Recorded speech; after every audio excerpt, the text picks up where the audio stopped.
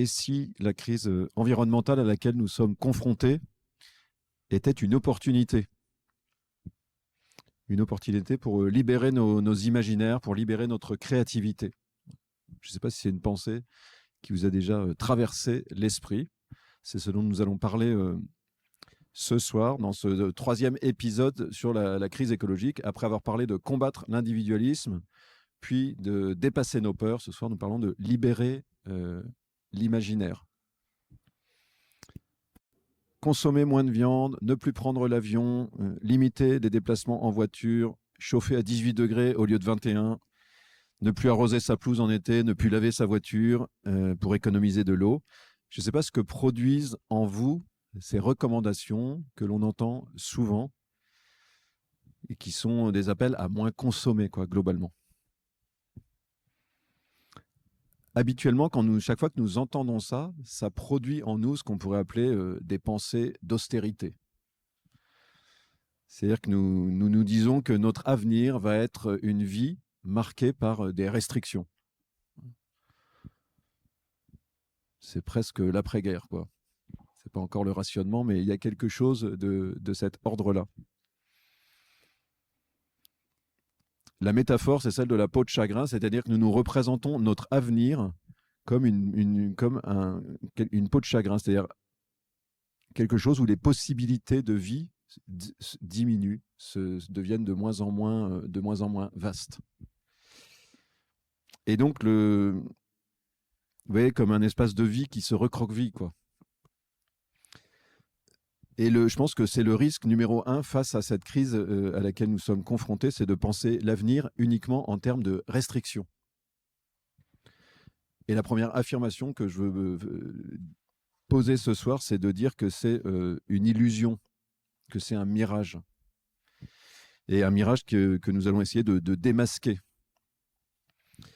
Pourquoi ? Parce que c'est une représentation, vous voyez, l'idée que l'avenir, c'est une peau de chagrin qui se recroqueville comme possibilité de vie, ça c'est basé uniquement sur les modes de comportement ou les modes de vie que nous connaissons aujourd'hui et qui sont appelés, pour un certain nombre d'entre eux, à disparaître, on pourrait dire.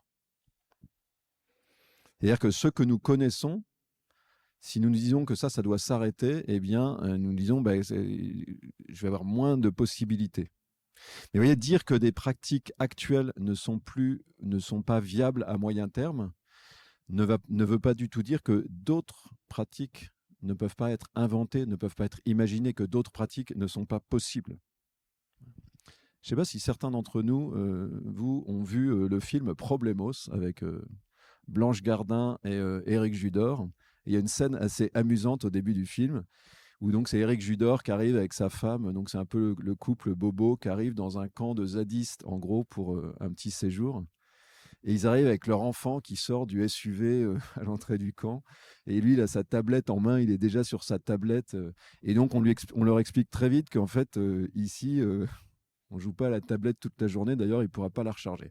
Et donc l'adolescent, il est dépité parce qu'il arrive avec sa tablette, c'est-à-dire son style de vie habituel, et réalise que ça ne va pas être possible. Voilà.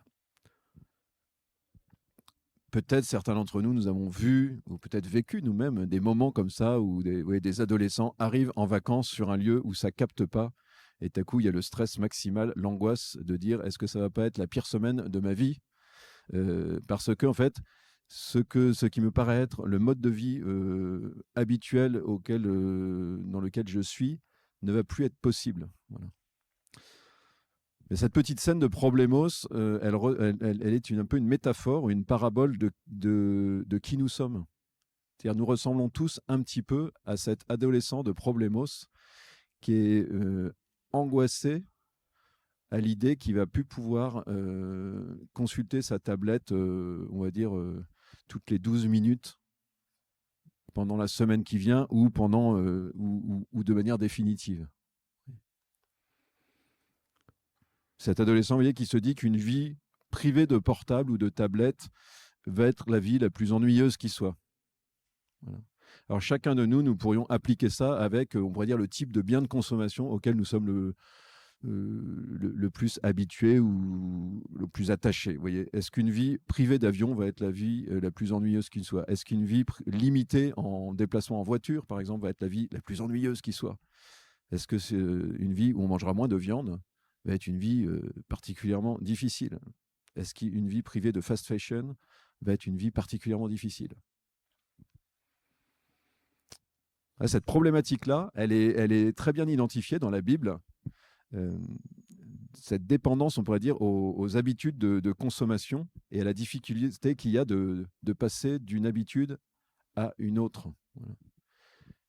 Il y a toute une partie de la Bible, du démarrage de la Bible, qui raconte l'itinéraire du peuple au désert, que Dieu conduit à changer de régime alimentaire.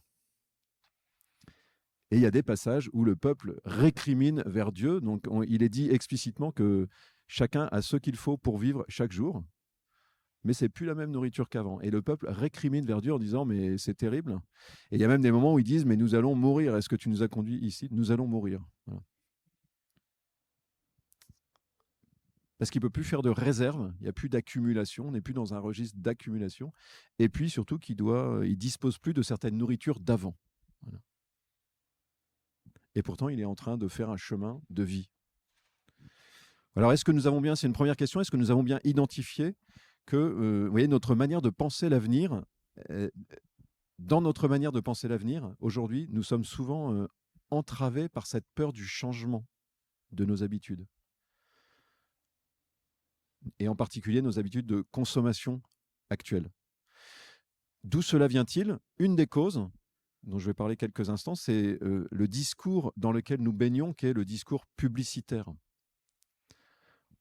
Nous sommes tellement habitués en fait que ça nous paraît, nous n'y faisons plus attention, mais nous baignons quand même il y a un discours qui est produit en permanence, qui nous arrive dans vous voyez, qui est poussé en ads sur nos fils de Instagram ou autres, qui est lorsque nous nous baladons dans la rue, à travers les logos, à travers les publicités de marques, lorsque nous écoutons quelque chose, quand nous regardons une vidéo sur YouTube, il y a une pub qui passe d'abord, etc.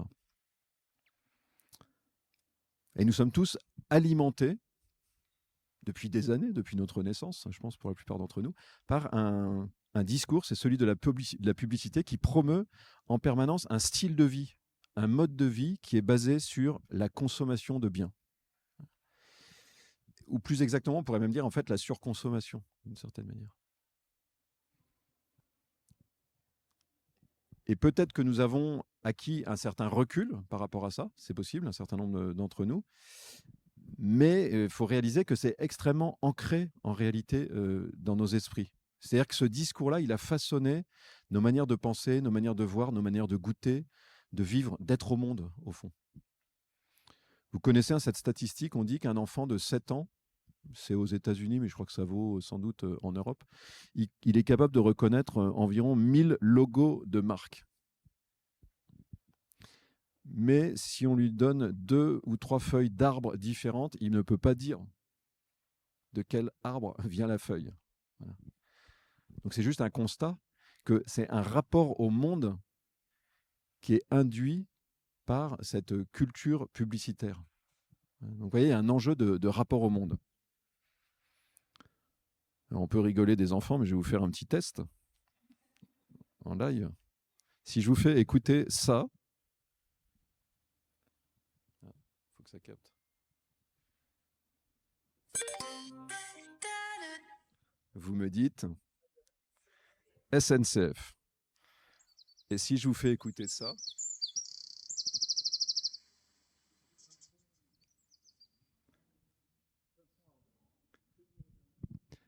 qui a dit troglodyte mignon? Personne. Voilà. La question, c'est à quelle culture, vous voyez, à quelle culture, c'est-à-dire quel type de rapport au monde a donné forme vous voyez, ces modes de consommation dans lesquels nous sommes, et ce discours en particulier publicitaire dans lequel nous baignons. Et mon deuxième point pour avancer, c'est que pour libérer l'imaginaire, vous voyez, nos imaginaires, il est bon de se libérer peu à peu des représentations du monde qui habitent nos pensées, qui influence même nos perceptions sensibles, ce que je viens de dire, c'est-à-dire que le troglodyte mignon, on ne l'entend pas, et on ne le reconnaît pas, on est inattentif. Et donc, pour commencer ce travail-là, je vous invite à vous souvenir d'expériences que vous avez déjà faites de libération. C'est-à-dire, nous avons tous, je pense, déjà fait des expériences de changement de mode de vie. Et je vous invite peut-être à vous souvenir du moment, vous voyez, où, tel l'adolescent de Problémos, au moment où on vous dit il va falloir changer, vous vous êtes dit c'est impossible, je ne vais pas pouvoir me passer de ça. Vous voyez, on se reconnecter avec l'émotion de je ne peux pas faire autrement, je ne peux pas m'en passer. Et faire mémoire ensuite du moment où vous vous êtes aperçu un peu après que, en fait, si, vous pouviez vous en passer. Et de ce que ça a produit dans votre vie. Du changement, et ces expériences de changement. Pour être plus libre, il faut faire mémoire des libérations qui sont déjà advenues dans nos vies. Alors personnellement, moi j'ai un souvenir, je crois que j'ai déjà raconté ici, mais qui m'avait marqué adolescent, un été où pendant 2 mois, je n'avais pas regardé la télé parce que j'étais occupé à autre chose, et j'étais rentré en septembre, je me dis en fait, je peux me passer de télévision. Voilà. Et cette expérience-là, elle m'a redonné de l'énergie pour, par exemple, plus tard, moi j'avais une forme d'achat compulsif, c'était les bouquins. Bon, ça, c'est lié à des valeurs personnelles, familiales, etc. Chacun son truc. Et à un moment, je me suis aperçu que c'était dysfonctionnel. Et donc, la mémoire de ce que j'avais déjà vécu avant m'a aidé à, par exemple, par rapport à ça, à ne plus acheter de livres. De la même manière, quelques années plus tard, vous voyez, dans les types de déplacements, j'ai pu aussi capitaliser sur des expériences antérieures pour en fait m'apercevoir que je pouvais me passer de voiture dans beaucoup de mes déplacements. Plus récemment, un peu au niveau du dessus, pour moi en tout cas, je me suis aperçu que je pouvais ne plus regarder du tout de format vidéo. Ça, c'est une option personnelle, hein. Je ne dis pas que c'est ce que tout le monde doit faire, mais dire, oui, on peut se dire, en fait, c'est impossible, et puis s'apercevoir qu'en fait, si, c'est possible. Voilà. Et plus j'ai fait des expériences de rupture comme ça ou de changement, plus j'ai une ouverture intérieure qui se crée vers d'autres possibilités. Donc les expériences passées de changement, c'est vraiment un point d'ancrage pour libérer l'imaginaire, nous projeter vers d'autres possibles par rapport à ce que nous vivons aujourd'hui. Et mon invitation, c'est en particulier de recueillir les bienfaits humains, c'est-à-dire qu'est-ce que ça a produit comme bienfait intérieur de vivre ce changement. Vous voyez, la joie vécue, la liberté acquise à travers ces changements-là. Je vais le dire en une phrase, c'est moins de biens matériels égale plus de quoi dans ta vie. Dans certaines situations, l'expérience, c'est que moins de biens matériels égale plus de repos intérieur. Parce que vous voyez, ce discours dont je parle, cette sursollicitation dans laquelle nous sommes, mais qui a été repérée par les penseurs, Marx est très attentif à ça, au fait qu'on nous agite en permanence, on nous excite le désir d'acquisition de nouveaux biens. Mais ça veut dire que ça crée une agitation dans le cœur et les pensées. Ouais, le truc pathologique c'est les semaines de soldes, quoi.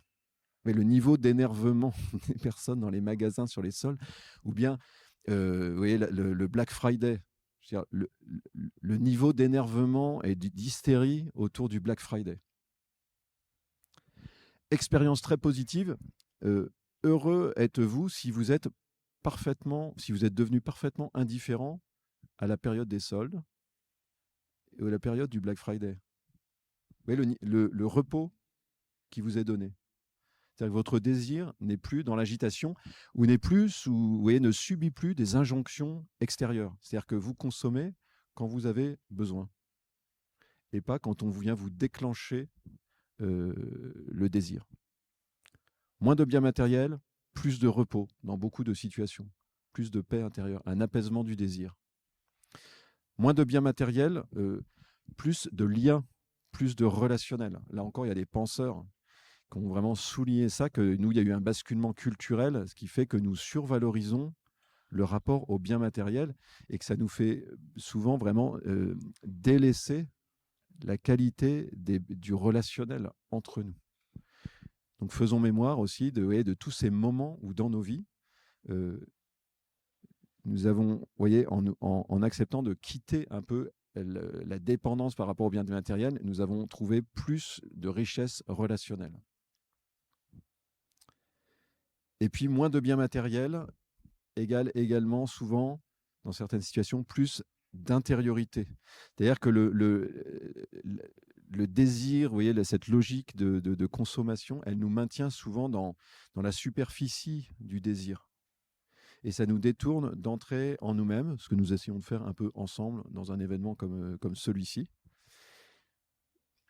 Et pour retrouver cette place aussi de la gratuité dans notre rapport aux choses, une dimension peut-être plus contemplative dans notre rapport au réel. Vous voyez, sortir d'un rapport d'usage par rapport aux choses et avoir un rapport plus gratuit, un rapport de contemplation, un rapport d'émerveillement.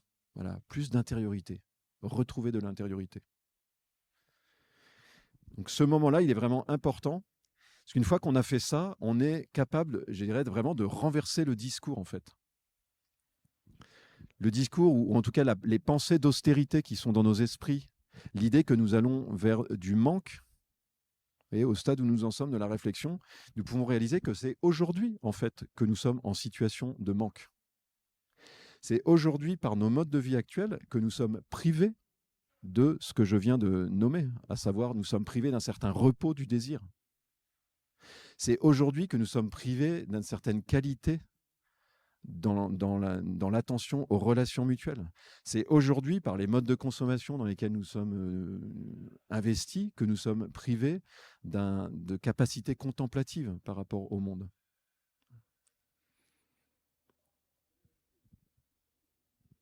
Et donc, commencer à pouvoir nommer ça, qu'aujourd'hui, nous sommes plutôt dans une certaine situation de disette. Vous voyez, vous commencez à sentir que ça va nous donner une énergie pour se dire, en fait, nous n'allons pas vers du manque, nous n'allons pas vers de la privation, nous allons vers retrouver de la connexion peut-être aux autres, de la connexion à nous-mêmes et une connexion au monde où nous serons peut-être plus heureux de reconnaître les feuilles des arbres que les logos des marques de la grande distribution. Là encore, dans la Bible, il y a des mots qui sont très tranchants, c'est ceux de Jésus, et qui nous disent, Jésus dit, comme il est difficile pour un riche d'entrer dans le royaume des cieux. Entrer dans le royaume des cieux, ça ne veut pas dire aller au paradis, ça veut dire d'entrer dans la plénitude de la vie, c'est-à-dire voir le réel dans toute sa densité. Et Jésus dit, comme c'est difficile pour un riche, c'est-à-dire comme c'est difficile lorsque ton cœur est préoccupé par l'accumulation, préoccupé par la consommation. Comme c'est difficile d'entrer dans la plénitude de l'existence. Autrement dit, l'appétence pour les richesses, que nous les possédions ou que nous ayons simplement le désir de les posséder, cette espèce de mirage de la consommation comme lieu de réalisation, ça nous prive d'une intensité de vie. Pour terminer donc, je vous invite à... Vous voyez, face à cette crise, vous voyez, à peut-être refaire ce chemin-là intérieurement, de renverser le discours, c'est-à-dire mais notre propre discours qui est dans notre tête. Vous voyez, l'idée que nous allons être privés à l'avenir, non ? Et refaire ce chemin-là pour nous réaliser qu'en fait, c'est aujourd'hui qu'il y a des choses qui nous manquent et que peut-être ce serait la bonne nouvelle, hein, d'une certaine manière, de cette crise à laquelle nous sommes confrontés, c'est qu'elle va nous obliger à retrouver d'autres chemins, d'autres manières d'être, où nous allons retrouver des bienfaits intérieurs, spirituels, humains que nous avons perdus ou dont nous sommes presque privés aujourd'hui. Pour ça, ma recommandation, c'est une petite règle d'alimentation intellectuelle, on pourrait dire, ou spirituelle. C'est que, vous voyez, on a parlé beaucoup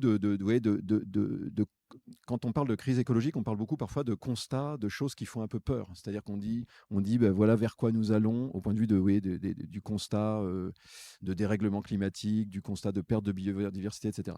Donc ça, il est bon d'être lucide par rapport à toutes ces choses-là. On en a déjà un peu parlé dans les épisodes précédents. Mais pour une information de ce type que tu avales, il faut en avaler au moins 2 de registre créativité. C'est-à-dire Pour une information de l'ordre du constat, il faut avaler 2 informations de l'ordre de quel avenir est possible. Vous voyez, de pensée nouvelle, de pensée alternative. Comment vivre bien demain. Et si vous faites ça, ça va vous permettre vous-même, peu à peu, aussi dans la manière dont vous produisez des pensées, d'avoir aussi ce même équilibre. C'est-à-dire pour une pensée, on pourrait dire de lucidité par rapport au réel et à la gravité de la situation dans laquelle nous sommes. Libérez en vous, par votre puissance imaginative et votre puissance à, à aller vers l'avenir, puissance créative, libérez en vous 2 pensées de vie, quoi. Nous avons une responsabilité collectivement à produire des pensées de vie pour l'avenir. Je vous donne un tout petit exemple pour terminer. Vous voyez, si certains d'entre nous avaient encore des habitudes de se dire je prends l'avion pour les vacances, et ne pas juste se dire vous voyez, il faut que j'arrête de prendre l'avion pour les vacances, mais c'est plutôt arriver à se dire c'est quoi des vacances où il n'y a plus l'hypothèse je prends l'avion. Mais vous voyez, produire un discours ou une histoire attirante, enthousiasmante. C'est quoi la grâce, par exemple, de retourner toujours dans un lieu en France qu'on connaît déjà? C'est quoi l'expérience positive de ça? Ce n'est pas une condamnation à rester en France parce qu'on ne prendrait plus l'avion. C'est quoi le positif de ça? Pour ma part, je vais, quand je fais une retraite spirituelle, je vais dans un petit coin perdu de l'Aubrac tous les ans. Et je vais toujours au même endroit. Et chaque année, il y a certains animaux que je retrouve. Voilà. Il y a une petite hermine, ça fait 6 ans que j'y vais, et je la vois presque tous les ans. Et parfois, je la vois au même endroit qui réapparaît. Voilà. Ça, c'est une expérience très particulière. Voilà. Peut-être que ça ne vous excite pas beaucoup, mais c'est quelque chose de très nourrissant. Et l'année dernière, j'ai fait la même expérience avec un cerf que j'avais vu il y a 2 ans, qui était encore relativement jeune. Et l'an dernier, et j'avais vu qu'il avait une très belle coiffure, ramure, on va dire. Et l'année dernière, je le revois à peu près au même endroit. Il passe la tête au-dessus d'un muret et je lui dis, on se connaît. Voilà, il était à 10 mètres de moi, il ne m'avait pas vu. Et il avait pris de l'amplitude, il était plus noble, il était plus mûr, plus musclé, et sa ramure était encore plus belle. Ça, ça vaut cher comme expérience. Voilà. Ça se passe en France, sans prendre l'avion, à un endroit où on retourne. Voilà. Et si les changements radicaux auxquels nous sommes appelés étaient une bonne nouvelle? Je propose de terminer en méditant quelques instants ensemble.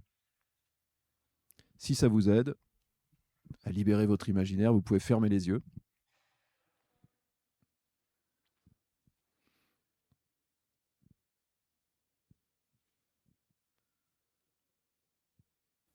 Et peut-être, comme je vous ai invité tout à l'heure, à essayer de laisser remonter dans vos pensées une expérience de libération par rapport à des habitudes que vous aviez de consommation. J'espère que vous allez en trouver une.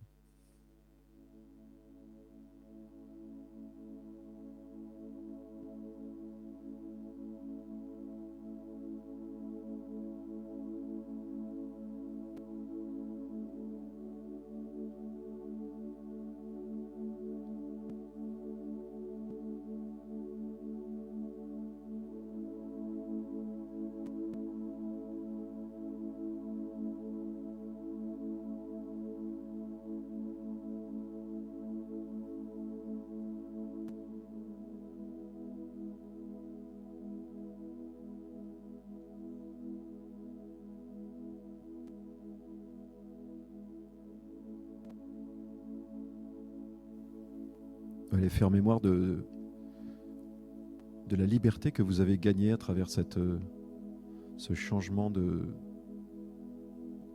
vie.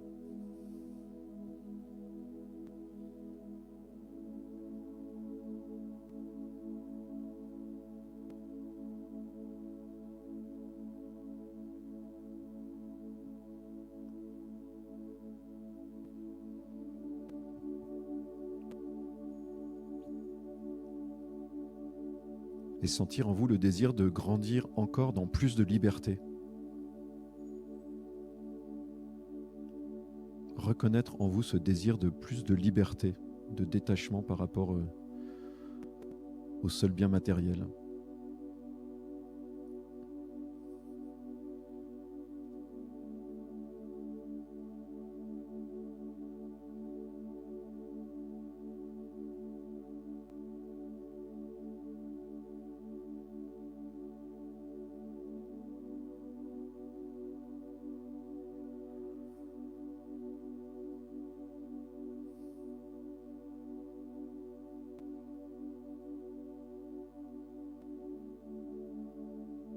Et pour ceux à qui ça parle, pour accueillir, entendre cette parole d'un des disciples de la première génération de Jésus, Paul, qui dit « Si le Christ, Jésus, nous a libérés, c'est pour que nous soyons vraiment libres. »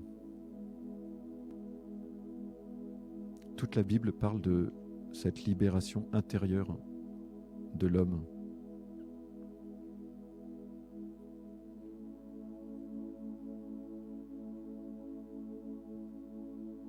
Et le désir de Dieu, c'est que nous soyons libres au cœur de cette création qu'il nous a confiée.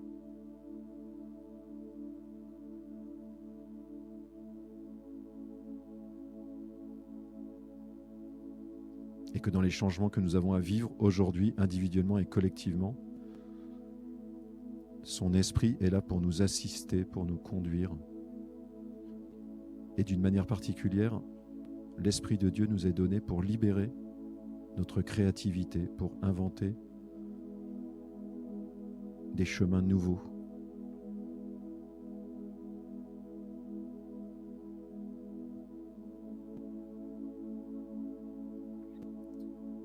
Viens, Esprit de Dieu,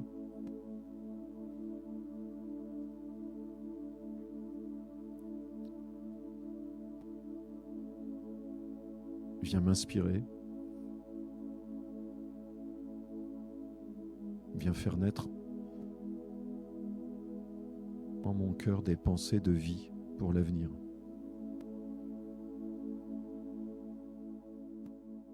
Merci beaucoup d'avoir écouté cet épisode.